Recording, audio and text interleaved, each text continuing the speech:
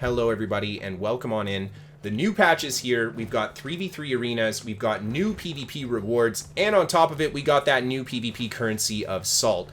We also got something special that I really didn't expect to see this patch, and that is a ton of players in open world PvP. Why is everybody out here flagged up? Well, it's because they're doing the faction quests in order to farm their PvP rewards, and a lot of people are very interested, it looks like, in getting those PvP rewards.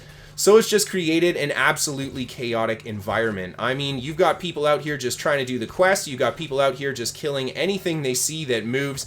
Little fights can turn into massive brawls between all three factions, and this is honestly some of the most fun that I have ever had open world PvP in New World. I mean, I haven't even done any of the 3v3 arenas yet because the open world PvP is literally so good. I don't want to go do any 3v3s. I just want to come out here, pick a camp, and just get in consistent, constant fights against random opponents. Yeah, this is really, really fun stuff. So, big win here, I think, for the game. I don't think this will last forever. I definitely think there is this many people because the rewards are kind of hype right now and everybody wants to farm them as quick as they can.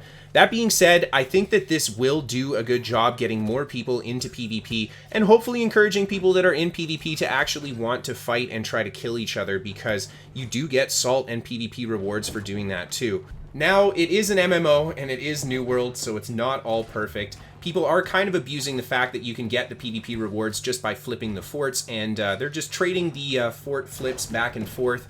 I know that that's going to be something that happens. If you have a system that people can abuse, of course they're going to abuse it to get ahead. That being said, I think it is very important that Amazon keeps some sort of tangible reward for engaging in PvP. I really like the addition of the rewards track because it's getting people out here flagging up and, at least at the very minimum, having to defend themselves against somebody attacking them. And I mean, it's PvP. Of course people are going to attack you if you come out here flagged up. But the most important thing that I'm taking away from this is that adding rewards to PvP encourages people to actually partake in that PvP. And whether it's to defend their friends who are getting attacked by someone who's trying to kill them while they're doing the quest, or if it's to come out here and hunt everybody that you can, honestly, it creates this crazy, random environment that makes open world PvP the special thing that it is. Anyhow, let's finally get into some PvP commentary, talking a little bit about the patch changes as we do the commentary here. As you can see, Flamethrower did get nerfed, so we don't get the backstab on it, but it's still enough pepper to bring somebody down if they're in a bad spot. You saw I put a lot of damage into that one guy with the Flamethrower, and he was pretty squishy too.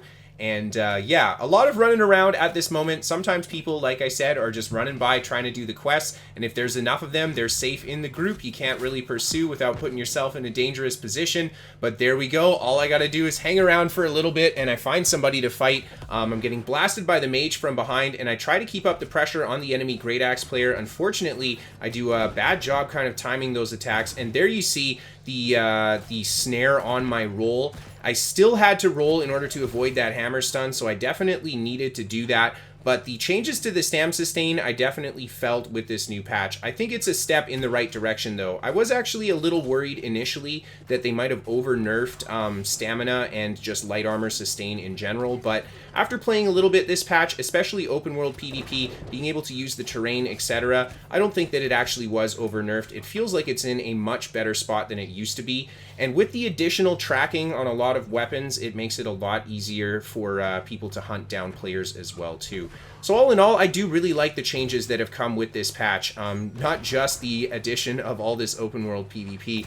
Here you can see I start to pick a fight with this hammer player here. I do a good job avoiding most of his attacks, but he does land the gravity well, and I use the evade to just kind of force myself out of there. When you get that hard snare from the gravity well, I think evade's actually a great option now because it just pushes you further and doesn't have to get slowed down by the snare like a roll would in that situation.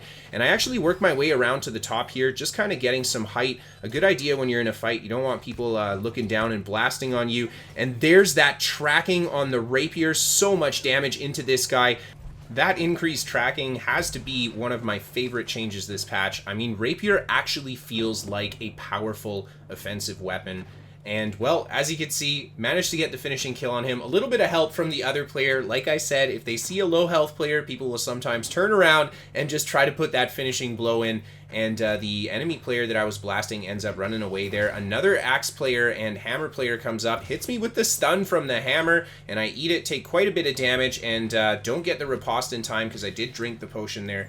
Just break a little bit of distance, back into that flamethrower to keep the pressure on this guy, and he ends up trying to break some distance. And again, that rapier tracking's just so good. And I'm able to stay on top of him, and I catch a nice riposte off of his incoming hammer stun there, hit him with the backstab, and he is pretty chunky. He heals up right away and actually dodged my flesh there, so I didn't get the damage I wanted off of that. And more players start to engage. If you start attacking players out here and they're doing the quest, well, they'll very quickly gang up against you. That's okay, though, because I'm sure they're not appreciating me attacking them at times. But hey, man, what you gonna do? It's open world PvP. I'm gonna let you guys enjoy the rest of the fight here. Thank you, everybody, so much for tuning in and watching. You can catch some live gameplay from me on Twitch, and check out my Twitter if you guys want to keep up to date with me. I've got a website, pvpnewworld.com, with written guides to this build, as well as a bunch of other builds. And of course, if you've got an awesome fight that you want to send in for the New World Top 5 Battles, you can send that to Kristofer at pvpnewworld.com. The show is sponsored by What the Fast, a VPN for gamers that can give you better ping to your favorite games. Free to try for the first month. There's a link down below for you guys. And a big thank you to all of my patrons on Patreon for supporting the show. Thank you, everybody, for watching. I hope you enjoyed, and I'm looking forward to some more open world PvP. Have a good night, everybody.